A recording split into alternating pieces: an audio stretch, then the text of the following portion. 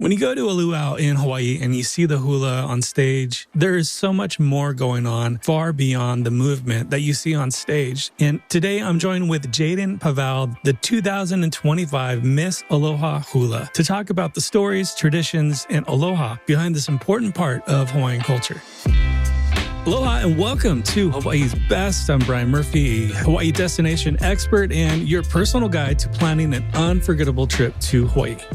When visiting Hawaii, it's really easy to get drawn to the beauty of the islands. I think we can all agree on that. The beaches, the landscapes, the food, and the experiences. But what really makes Hawaii such a special place is the stories and culture behind all of those things that we love about Hawaii. And hula is one of the most powerful examples of that. And some of the things over the years and with my conversation with Jaedyn today, I've learned that hula it's not just a performance, it's more of a way of sharing stories, connecting to place, and passing knowledge down through generations. So today I'm joined by Jaedyn Janae Puahaulani Pavao, the 2025 Miss Aloha Hula. And she's going to talk more about the deeper meaning behind hula that you see at luau's or any other performances on the islands and what we as visitors may not realize when watching a performance. And she'll also talk about how we can approach Hawaiian culture with more understanding and appreciation. I really think that this conversation is a great reminder that when we travel to Hawaii, the goal isn't just to see a place, but it's to better understand it. So with that, let's talk story with Jaedyn from the beautiful island of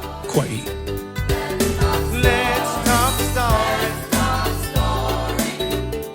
Jaedyn, thank you so much for coming on Hawaii's Best. How is the beautiful island of Kauai? Just as you said it, it's beautiful. I'm having some sunny days, so I'm grateful.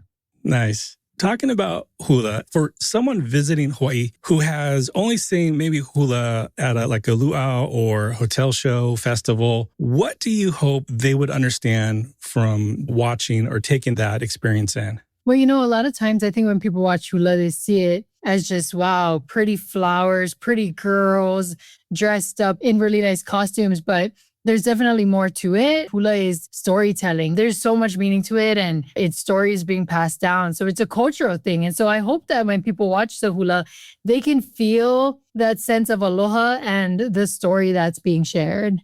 Is there something visitors, obviously put myself in this category too, this bucket, is there something that visitors often miss because you focus mostly on the movement and the pretty things? I think it would be the story because you're so focused on the pretty and wow, they're all in sync. But if you listen to the words, watch the expressions of the dancer, their hand movements, everything we do has a purpose. Our hand is slightly to the right for a reason. It's slightly up, trying to tell you something. So I think sometimes that may be overlooked, but that is definitely something visitors should try to put together. Even if you cannot understand the Hawaiian language, through the dancer's emotion and motions of their feet and hands, you may be able to put together the story.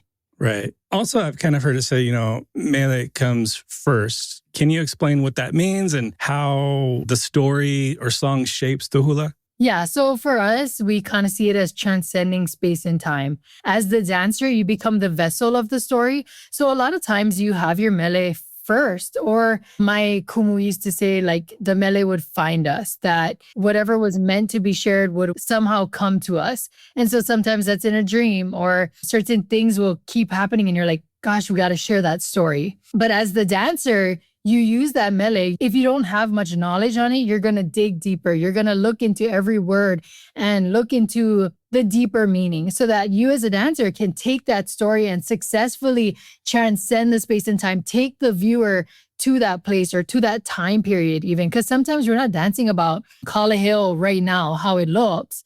You're sharing the story of the past. So it's really important. And even for my kumu, she instilled in us to go to these places. If you're going to share about Ka'u, go to Ka'u so that you can better understand, get a better sense of the place, and then you can take the viewer, because that's truly what you're trying to do, right? I'm trying to get my viewer to visualize what I'm doing through my emotion and through my motions. As you're talking, obviously the Hawaiian language is special, beautiful, and has been having this resurgence. And as you're talking, it's like, well, hula, you think of sign language as a language. it feels like Hawaiians have two languages, which is kind of beautiful. Is that accurate or is that, how would you? Honestly, now that you're saying that it's like sign language, it kind of is. Sometimes I'll be watching Instagram stories or whatever, and I'm friends with a lot of us here in the hula world are friends. You know, we all support each other and we all have the same mission. I can watch their stories and not have sound, and I can be like, I bet you it's this song. And it's because I share the similar story, right? So if it's a song that I know, like Heui or Kauluwehi o ke kai, you'll see certain emotions that you're like, oh my gosh, it's lining up in my head. It's Kauluwehi o ke kai. There's some songs that are more well-known. A lot of us dance it. So it's kind of like sign language, I guess. And that's kind of the goal. You kind of want someone, if they mute, maybe they can get the story. Because a lot of times people may not understand the language, but through our emotions and through our emotion, they may be able to catch on to the story, which, like you said, is kind of like a second language, you know? Interesting. Okay. So picking on Merrie Monarch a little bit, for listeners who don't know what Merrie Monarch is, maybe you can just kind of set the stage a little bit what Merrie Monarch is. Well, Merrie Monarch is a festival that takes place in Hilo year after year. It is a hula competition. And I like to think of it more as a hula celebration. The best of the best hula dancers bring forward their stories. And it is a competition, but at the end of the day, we are sharing our stories. I just see it as a huge celebration of hula. And it's so amazing to see our culture live on through this festival. You kind of alluded to it a little bit, but, you know, some of the details behind hula that visitors may not realize. So from the technical side, you know, preparation, adornments, natural dyes, that was something I learned from you when we chatted last time. How would you respond to that in just helping paint a broader picture, deeper picture, really, of Merrie Monarch? It's a cultural practice. It's more than it seems. We can't just decide, oh, I feel like wearing purple today, so we're going to wear purple. There has to be like meaning to it. So like, it's so purposeful. If I had to describe hula, it's just so purposeful. Everything we do has a reason. And so that required dyeing. And then after that, I stamped. And I mean, like, so much stamping was done on that skirt. But I couldn't just stamp. You don't go to the store and just pick up like, ooh, triangles. Like, this is stuff that is drawn out and carved on bamboo. It's attention to detail. Everything we do, even for the Merrie Monarch Festival, you have to be able to tell the judges like why you're wearing what you're wearing. Why did you pick the flowers you're wearing or the fern that you're wearing? So everything is very purposeful and intentional. So that moment is 2025, yeah, Miss Aloha Hula. Mm-hmm. When it was all said and done, what did you want to like just go celebrate? Like, well, we actually have been staying down at a beach house in Hilo called Laihala. We've been blessed to stay there. It's so, so pretty. And after that moment, I don't even think the place matters. I just wanted to be with my family because I knew that for sure it wasn't just me. Like, it took so much work. My parents dealing with my attitude, like, it's so much. So I think after that moment, you really just want to be surrounded by the people who won with you, you know, and in a sense, it's not even about winning. Every other girl who competes, they probably just want to be surrounded by those who help them because it's an accomplishment in itself just to hit that stage, to be on that stage and be able to share your story. Huge accomplishment. Like, I felt I had already won before the awards because I shared my stories to the best of my ability. And I think a lot of girls can attest to that they did their best and the awards didn't even matter after because you just want to be celebrating with the people who helped you. It's a huge, huge accomplishment. That's awesome. So as you set the stage and just what hula is, I can't help but just thinking about hula and how I've seen it. We've all seen it in movies. Is it okay, or how do you feel about somebody performing hula who hasn't properly been trained or studied? I definitely have mixed feelings about that because I feel like we were talking about, hula has such a deeper meaning. It's a cultural practice that is passed down from generation to generation. And I feel like people who want to dance hula and show that interest, I definitely think they should reach out to get that knowledge. You do not have to be Hawaiian to hula. And so we welcome people into our hala who are not Hawaiian, who have that interest. If you have the right intention, everything is, I feel like it all falls down to intention. If you have good intentions, why not learn? Mm-hmm. So it's hard for me to say that when people just make up their own, that's okay. But I hope that they're able to reach out to the right people so that they can learn the proper way. Because like we said, how do we make people realize that hula is not just entertainment? How do we make that connection? And so I feel like it's about educating. It comes down to educating so that people know, hey, we're not just moving our hips and we're not just putting our hands anywhere we want to. So if we can educate more, and I think we as Hawaiians could help with that too, is educating so that those people doing those things can realize, hey, I should back up and maybe find the right sources to learn so that I can do it properly. Gotcha. It's important and it's part of someone's culture. Yeah, because even when we have parties here, we as hula dancers, we show up to parties prepared to dance. Most times you won't see our girls show up with like short shorts and like a tube top because you're kind of, as a dancer, it's your kuleana, it's your responsibility to share those stories. So knowing I'm going to a graduation party, I'm going to be prepared that somebody will be like, oh, come up if you know the hula. Just in case some auntie gets up there like... Yeah, and that's kind of expected. Like any graduation party I go to here, I'm going to be prepared just in case, someone's like, oh my gosh, Jaedyn, come share a hula. Then I'm prepared. So for people heading to Kauai, are there events or places maybe like Mokihana Festival where people can experience hula in a respectful way? Of course, there's a luau that we talk about. And then there is the Mokihana Festival that happens yearly here on Kauai. So I feel like if visitors see those flyers, definitely take the opportunity to go and learn something new. Like I know Mokihana Festival has workshops with artists, with kumu hula. Like those are opportunities that I would definitely take to learn. You mentioned something real quick, nothing that you were talking about as far as like the content, but you said tourists, you caught yourself. Yeah. No, I'm curious, just tourists versus visitor, because this is something I've been curious of the last few years. And just, do you think there's a difference there, or how would you define each of those terms? For me, I guess when I think about it now, tourists, you're thinking like touring, kind of just going around. I see everyone as visitors. Like you're here to accept our aloha, because when you come to Hawaii and we talk about Hawaii stays with you, it's that aloha that you take with you. No matter what, you're going to come here, you're going to feel aloha and you're taking that with you. People come visit and they're like, there's just something about this place. And I mean, you go to McDonald's and somebody might help you with the door even, or people showing shakas on the road and waving to each other. All those little things are things that visitors take with them. So I would consider anybody who visits Hawaii, you're a visitor, because you're going to take back that sense of aloha that you will feel here no matter what. Does it ever get tiring though? Like extending that aloha? I'm very much a people person. And so I'm always the one, like I'm a hugger. A hug can change someone's day. For me, offering that aloha never gets old. And it was kind of instilled in me. My kumu always told us like, you can never have too much aloha. And every time somebody come, aloha, aloha, like always reminding us. And we're like, now, I look back at it and I'm like, yeah, it's instilled in us now. I was just part of a mental health panel connecting mind, body, soul to my work and to hula. And one of the random thoughts that came to me is you never know what someone else is going through.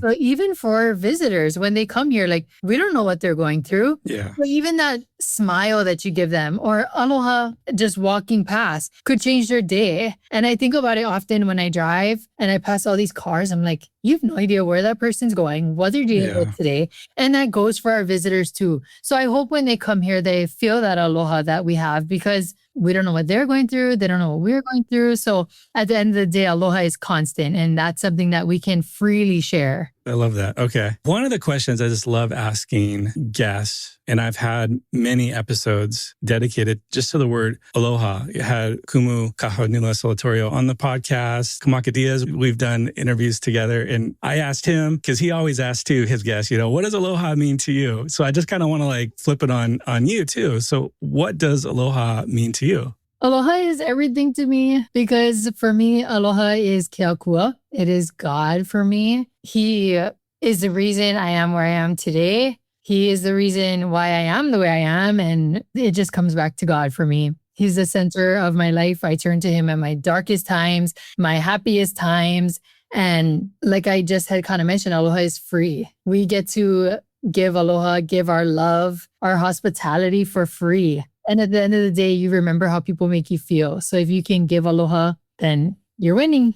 Yeah. Also the phrase, you already mentioned it, but Hawaii stays with you through the lens of hula and aloha. What do you hope visitors carry home with them? Of course, I hope they carry home aloha, because they got to feel it when they visited here. But I also hope they get to take a piece of our culture with them and a better understanding of Hawaii, because a lot of times people think grass huts and, they come here and it's not that way. But I hope they get to understand, even through watching hula, that it really sticks with them and resonates with them, that there is a deep culture here. And we are cultural practitioners who fight every day to keep it alive. It's not an overnight thing. There's some of us who live, breathe everything hula, because that's our way of keeping our story alive, of our kupuna and their practices. If not, who knows where it would be. For those visitors, especially those who get to witness hula, I hope it really resonates with them and they get to take a piece of our home with them, because it's our energy, it's our time and our love that we share with them when they come here. 90% of people who listen to this podcast are visitors, people dreaming of Hawaii and planning trips. What would you want specifically, maybe that first time visitor to know before they get on a plane or deplane in Hawaii? Come with an open heart and an open mind, a willingness to learn, because Hawaii is unlike any other. You're going to come here and you're going to learn something new. So just come and keep in mind the culture at the same time, because it's sometimes easy to come here and be like, ooh, beaches and snorkeling and boat tours and all these things. But at the core of all of that is our culture. So come with an open mind and be willing to be receptive of all those things. Okay. I already can envision my DMs and emails right now of people who are like, you have Jaedyn on Kauai right now, and I just want to know where to go eat. I just want to know the best places to go. But I'm just curious, because I think it'd be worth maybe shouting out some local businesses on Kauai specifically. What are some of your places that you love to go? I mean, if you're looking for a nice sit down, Kioski's, great. Yeah. And they actually recognized my auntie recently. If I'm looking for something refreshing, Aloha always has great acai bowls. I'm kind of a picky eater. I'll let you know that. That's where we start off. But there's all kinds. If you're looking for a local box lunch, there's Smiley's Paradise Grinds, Kauai Cookie right down the road from my house, has some good food, bakery items. They have some good stuff to take home too. There's a bunch of food trucks right here in Kalaheo. Small local businesses, good coffees and all kind. Aloha Craft Cafe, Rainbow Joe's. These are more food, quick items. Right. Aloha Aina Juice, Kauai Juice Company. Yeah, they run the podcast. And then for sit-downs, there's MCS Grill, Kintaro's, Brick Oven Pizza. They are 2 minutes from me. So dangerous. Okay, so I'm just curious from your perspective. This might be too heavy, as I'm thinking about it, too heavy of a question to kind of end with. But if you had a magic wand and you're able to wave that magic wand, how would you envision tourism in Hawaii?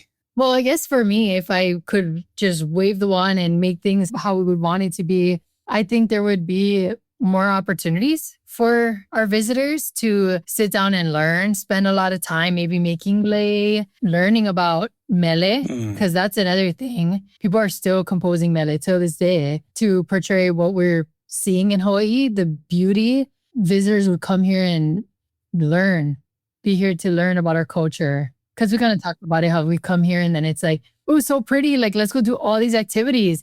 But then there's the core of us, our language, our music, our dance. So if everybody would immerse themselves in that, that would be great. Cool. Well, thank you so much for your time and for coming on Hawaii's Best today. Thank you. I really love the idea of immersing yourself in Hawaii beyond just the activities and the places that, we're just checking out the list or what's next, what's on the itinerary, because that's really what this conversation with Jaedyn really brought to light is when you experience something like hula, you're not just watching a performance, you're really kind of being invited into a story of a place, a people, and generations of knowledge that have been passed down. That's really one of the most meaningful parts about visiting Hawaii. The more you and we slow down, learn, and understand the culture behind what we're experiencing, I think really the more meaningful our time in visiting the islands becomes. So a huge mahalo to Jaedyn for sharing her story, her knowledge, and most importantly, her aloha with us today. And if you enjoyed this episode in my conversation with Jaedyn, I really would appreciate you letting both of us know by leaving a review on Apple Podcasts or wherever you're listening to the show. Those reviews really do help other travelers like you and I find Hawaii's best and learn more about how to experience Hawaii with respect and understanding. Until next time, as always, live with aloha. Mahalo for listening to Hawaii's Best. If you found today's episode helpful, make sure to hit follow on your podcast app so you don't miss future episodes. You can find all links and resources mentioned today in the show notes below.